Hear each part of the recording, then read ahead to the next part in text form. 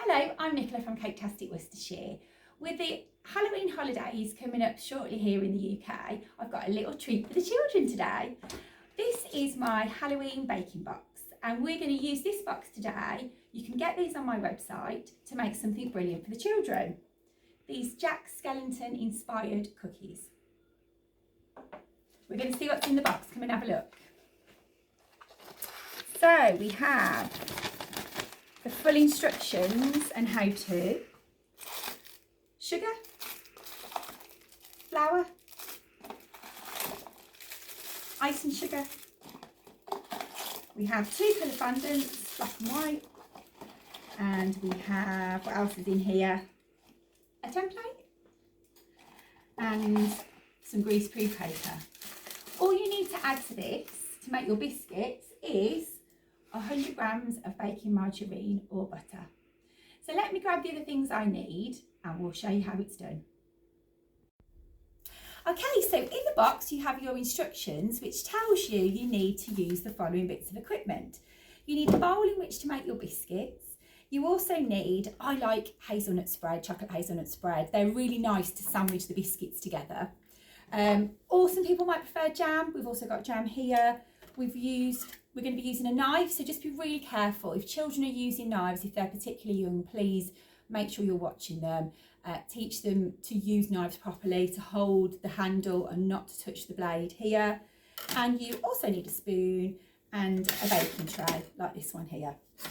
So to start with, in my bowl, I'm going to open our bag of sugar and that's going to go straight in. Forgive me rattling a little bit to start with. So all the sugar's gone into that bowl. We're then going to add the 100 grams of baking margarine or butter. I've got baking margarine here. It's just nice and soft. And all I'm going to do is I'm going to mix the butter and the sugar together. You'll keep doing this until you don't see any more grains of sugar. As you go, it gets a little bit easier. Just the butter's softening or the baking margarine's softening. Can you see there? There's no sugar left at all now. So just give it a little bit more of a mix. The children can be encouraged to do this until it changes a slightly different colour. It will go ever so slightly lighter. It won't be that. So if you're using butter, for instance, butter's quite yellow here in the UK. It will go a very slightly lighter colour as a result of mixing the sugar in. So get them to do that. The next thing we're going to add is our flour. So this is wheat flour. Normal plain flour we call it here in the UK, and all the quantities are already pre-measured here for the children to make life easier. So we just add that in. Now here we've got to fold it in a little bit more gently. So folding is creating a capital D in the bowl. So all the way around like a capital D. So there's the half a circle and the line down. I'll go a little bit quicker because you'll get fed up of watching me do this bit. And you just keep going until you get quite large breadcrumbs. Once we're at that stage, we'll fold it and get our hands in there. And get a little bit messy, because we all love that, don't we, when we're baking. And just bring the dough together. Give me a couple of seconds just while I do this. Can you see in the bowl okay? Okay, when we get to this stage, it's time to get your hands in. So make sure the children have got nice clean hands and hair tied back so you don't have hairs in your biscuits, because there's nothing worse, is there? And all I'm going to do is get my hands in and just bring that dough together. Can you see it's starting to form a ball? So we'll just do that a little bit more. If you need to, if the children are not comfortable doing this because it's getting all squishy and messy, just use the spoon to get it off your fingers basically, and then straight back into the bowl. Bring it together. There's enough butter in there that should enable you to bring it together. Hopefully you can see that. We're almost there. And then when you get to that stage, you can just pop it onto the work surface. So make sure we get all of that out. And then we can get rid of our bowls. So at this stage, you're just going to bring all the dough together into a little ball. This is a really great recipe, doesn't need any chilling time. So some of the sort of certainly recipes in cookbooks for biscuits, need to be sort of left to chill for about half an hour in the fridge. This doesn't need that. I tend to find when I'm baking with children here at the studio, kids get fed up with that. They get bored of waiting. So this one's been developed by me to make sure we don't have to have any of that waiting around time. There we go. Now, just clean my hands off a little bit.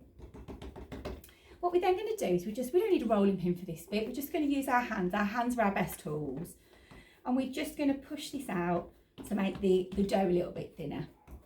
Now this recipe will make 8 biscuits. So if we go back to the ones that I did earlier on, it could be 8 single biscuits like this, or 4 of these sandwich biscuits. But either way, they can mix and match to create whatever they want to. But you need to push this out until it's about the thickness here in the UK of a £1 coin. So probably sort of, you know, that sort of thickness. Push that out a little bit more. Then what we're going to do is we're going to use the template that I've included within our baking box here. So this is my take on Jack Skellington. So firstly, we're just going to pop it onto our dough. We're going to get a sharp knife. This is where the children need to make sure their hands are nowhere near this sharp blade. And what we're going to do is we're going to cut just around the template. This is an approx 5cm circle. If you've got cutters already at home, you could pre-cut those circles out and just get the children to do the facial features. While that's on, I'm just going to hold the template really still and get the knife around to cut out the features like the eyes and the mouth. So just use the knife to pull that out. We'll do the other eye. Just like that. We always do the nose section last. So if the children do their either 4 or 8 biscuits, whichever one they sort of prefer the design of here, they do that first, and then we can come back to doing the nose after. So we'll just cut here. These templates are fairly sturdy, so don't worry if they cut into them slightly. Jack might want to have just a nice smiley face on theirs. It's a great opportunity for the children to be creative, you know, just because the template shows that he's grimacing, you know, theirs doesn't need to be. Let them use all their creativity. And you carry on and you repeat the process, but I want to show you what this looks like. So we'll take the template off at this point. There we go. Now this is your opportunity at this stage just to tidy the biscuit up a little bit. These biscuits don't spread an awful lot in the oven, so just tidy it up at this stage. Just make it a little bit neater. If you want the eyes to be a little bit bigger or a little bit smaller, that's absolutely fine. This is their opportunity to just adjust with the knife like that, just as I'm doing. If they want to make Jack look a little bit more smiley or not as smiley, whatever, that's entirely their choice. So I'm just going to make his mouth a little bit cleaner cut. There we go. And that's your finished biscuit.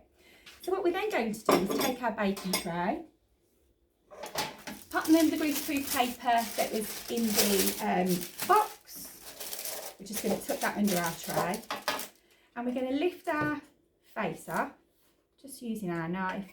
If you've got a palette knife here, show you what one of those looks like. This is a palette knife. If you have one of those in your drawer at home, this is quite helpful as well. Pop those onto your hands and then pop them onto the tray.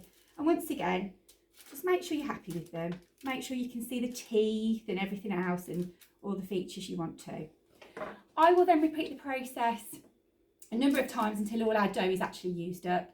Then these will go into the oven at 160 degrees or gas mark 3 UK temperatures for about 10 minutes.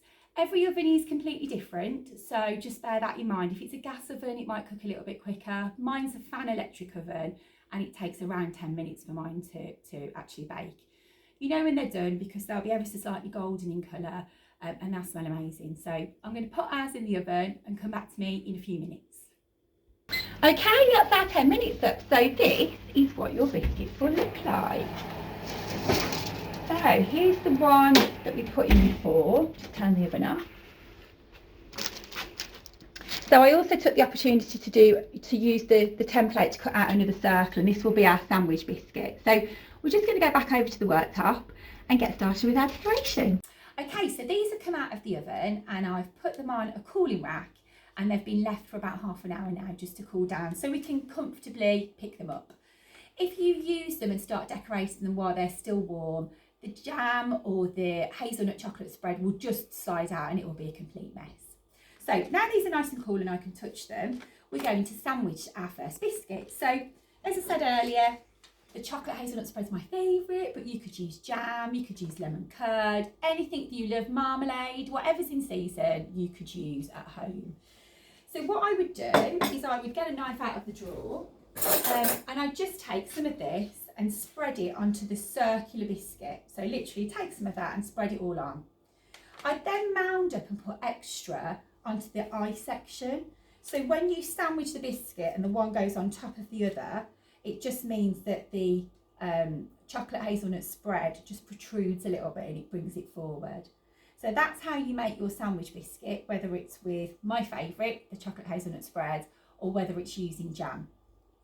So the one I'm going to decorate today for you, we're going to make this one with our fondant and black icing sugar. So I'm going to move my tray out of the way.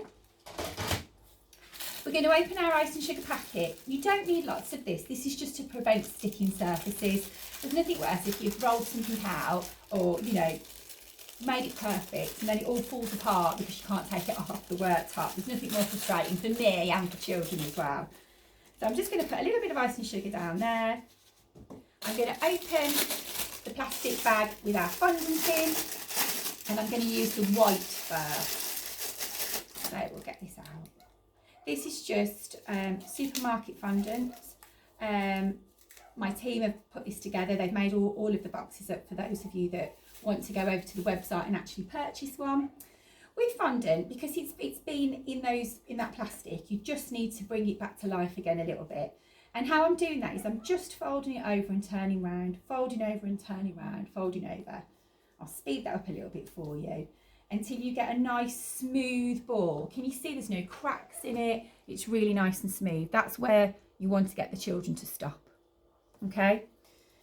Put that into a ball. If you've got a rolling pin in your drawers at home, it's really handy to use a rolling pin to roll out. But if you haven't, you can, just like we did the biscuits, press it down. You probably want the fondant about the thickness of, say, like a 1p piece here in the UK. If you do it any thicker, it just means your children are going to eat a lot of fondant, which is obviously made from sugar. So this one was quite thick on this particular biscuit here, but you can do it as you wish them to. What we're then going to do is go back to our template that we used earlier, and we're just going to use our sharp knife and draw around the template. So if you only wanted the fondant biscuits, you get 8 of these based on what we have in our kit. Okay, we'll move that away. If you're not using this, just pop it back into a ball and pop it back into the cling film that came with it. Okay, we can use that again shortly. We're going to again cut out the eyes using our sharp knife. Again, just a note of caution, knives are sharp. Just make sure the children are using them appropriately. The boxes are a really great activity. We've been making them up for the last 18 months or so now, and they always prove to be really popular. It's a nice activity for the children to do on their own, or if grandparents are visiting and the children are a little bit younger, it's a really nice sort of adult and child bonding activity. I'm not sure who loves it more, adults or children, to be honest with you.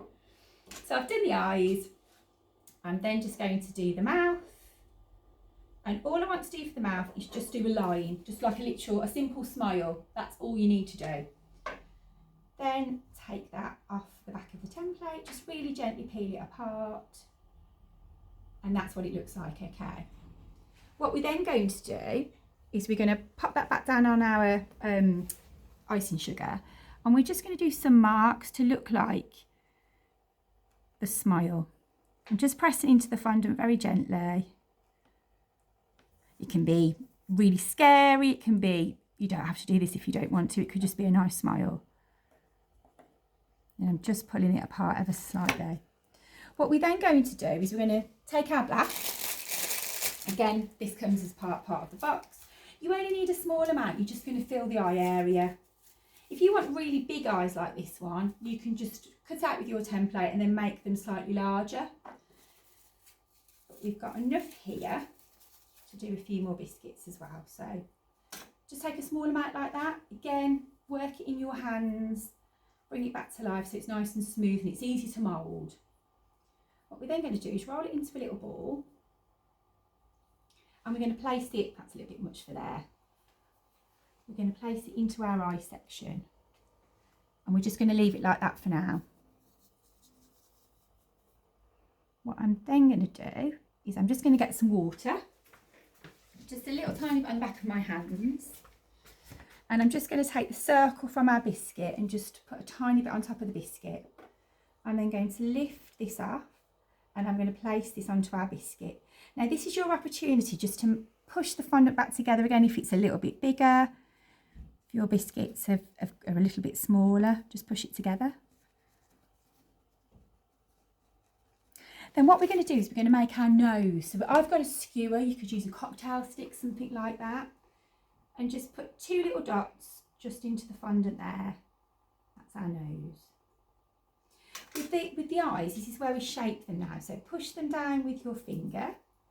Make sure you've got dry hands for this bit because it gets a bit messy otherwise. And I'm just going to use my finger to just move them apart, and you can create the eye shape that you want. So our Jack is going to have quite pointy eyes.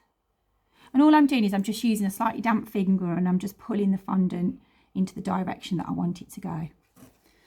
I'm then going to take my knife again and I'm just going to redraw the mouth that we created earlier. I'm just going to do the lines as well to make him look a little bit angry and a little bit scary.